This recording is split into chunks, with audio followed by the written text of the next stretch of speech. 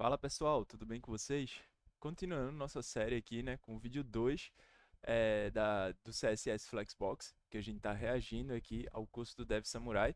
Se você não viu o vídeo um, vou deixar ele aí no cantinho da tela. Então corre lá, assiste o vídeo um, que ele está bem completo. Se você ainda não é inscrito no canal da Bem Codado, se inscreve aí no canal, deixa o like nesse vídeo e comenta alguma coisa para ajudar a divulgar o vídeo, beleza? Vamos lá para o vídeo. Fala Samurai, beleza? E continuando nossa aula sobre Flexbox, nessa aula estaremos aprendendo sobre uma das propriedades que mais iremos utilizar quando formos trabalhar com Flexbox, que seria a propriedade chamada Display, beleza? E nessa aula estaremos entendendo, né, aprendendo sobre ela e entendendo como ela funciona aí no Flexbox, beleza? Então, sem mais enrolação, vamos lá para o código para a gente poder começar a brincar com essa propriedade. Então aqui já tenho minha estrutura, né, HTML e CSS criado. E para a gente poder estar brincando, né, com essa propriedade aí display, vamos estar colocando aqui, criando nossa div, beleza? Que vai ter aqui uma classe chamada container. E aqui eu vou estar criando vou estar criando algumas divs. Está deixando sem classe essas divs aqui dentro, beleza? Aqui vai ser teste 01. Está copiando mais umas 4 vezes. Aqui vai ser 02, 03, 04 e 05. Beleza? Então vamos estar abrindo aqui a nossa. Pessoal, só um insight aqui, né, que eu vou levantar. Quando a gente está trabalhando com HTML, a gente está criando a estrutura da nossa página, né, o esqueleto. O CSS, ele é o estilo. Ele seria, se a gente está comparando ali com o corpo humano, o HTML é o esqueleto, o CSS seria os músculos, a pele do corpo, certo? E quando a gente faz assim, por exemplo, uma div com a classe container e dentro dela tem várias outras divs, a gente pode entender essa div como sendo uma caixa, né? E todas as outras divs ou os outros elementos também vão ser uma caixa, sabe? Isso se chama Box Model, tá? Então, se você não conhece o Box Model, dá uma pesquisada aí no YouTube, vocês vão achar um vídeo falando sobre, e é um conhecimento muito importante para a gente ter como base, né? E é um conhecimento que vai te ajudar a construir qualquer tipo de layout futuramente, beleza? Vamos continuar? Página para a gente poder ver como está ficando. Então tá aqui a nossa página. Nós temos aqui 5 divs, né? Teste 1 até o teste 5. E aí, vamos lá para o nosso CSS para a gente começar a brincar, né, com o display, beleza? E o que é o display, como que ele funciona? Então, você deve ter observado que quando a gente trabalha com o Flexbox, a gente coloca o nome da classe, né?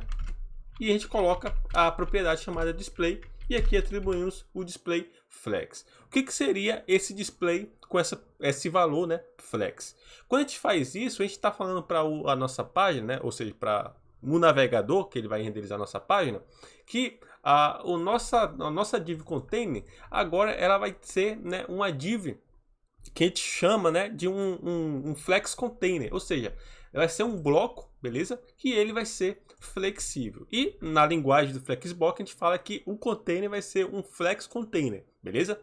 E aí, dentro do flex container, a gente vai ter, né, os nossos filhos, que também te chama de flex itens. Então, flex container, beleza? Que é o pai, digamos assim, e o flex itens seria os filhos, né, que vai fazer parte desse pai, beleza? Então aqui, o que seria o nosso flex container? Seria justamente.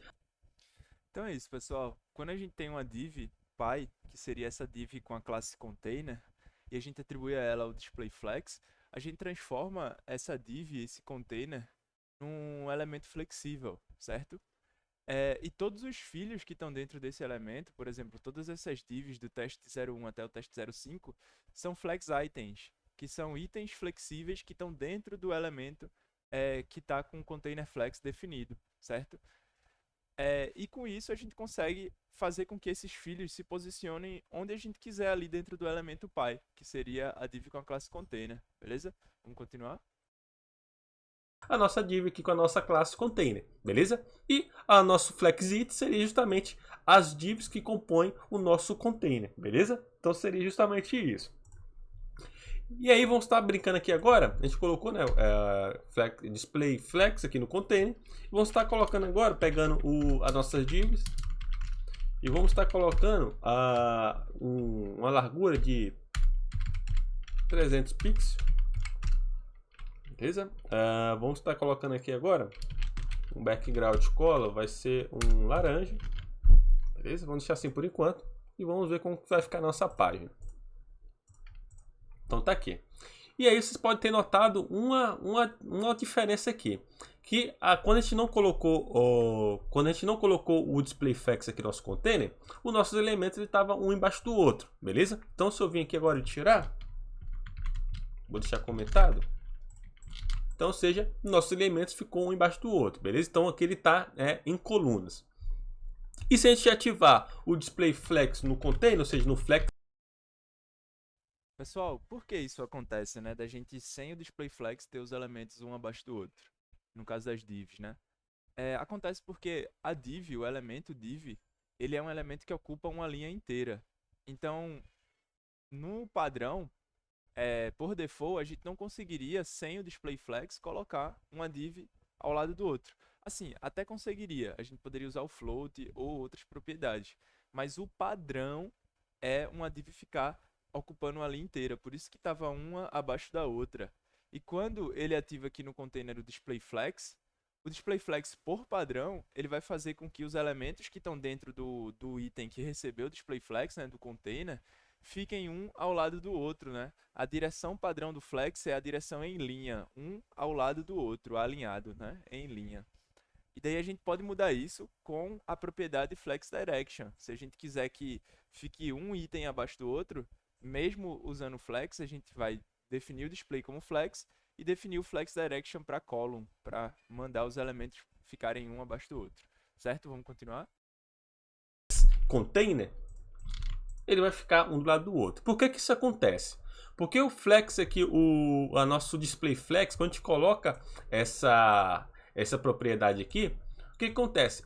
Por padrão, ele já vem, né, com o flex direction, beleza? A gente vai estar vendo mais à frente, mas ele já vem com o flex direction em linha. Então, ou seja, ficar um do lado do outro, beleza? E aí, como a gente já sabe, a gente consegue estar alterando, né, esse funcionamento dele. A gente vai estar vendo mais à frente sobre o Flex Direction, porém, eu já quero deixar para você frisado que toda vez que você utiliza o Display Flex, né, ou seja, ele vai fazer com que nossos elementos Flex Itens fiquem em linha, um do lado do outro, beleza? E aí, como a gente falou agora que o nosso container vai ser um bloco flexível, se a gente for diminuindo aqui, então você pode ver que ele também vai diminuindo os elementos filhos, ou seja, os flexits, justamente porque ele é flexível, beleza? Então é uma aula muito rápida só para demonstrar para vocês, né, como funciona o display. Então a gente coloca, né, display e passa o valor flex para poder informar que agora o nosso elemento, ou seja, nossa classe aqui dentro, que no caso aqui é o container, ele vai ser um bloco flexível. E aí a gente também não pode esquecer, né, que quando a gente faz isso, automaticamente ele faz, né, ele já faz aqui com que os nossos elementos que faz parte do container, que no caso seria as nossas divs, ele venha a ser da direção, né, vai utilizar a direcionamento em linhas. E aí é como se fosse isso aqui, ó. Se ele setasse aqui o flex row, beleza?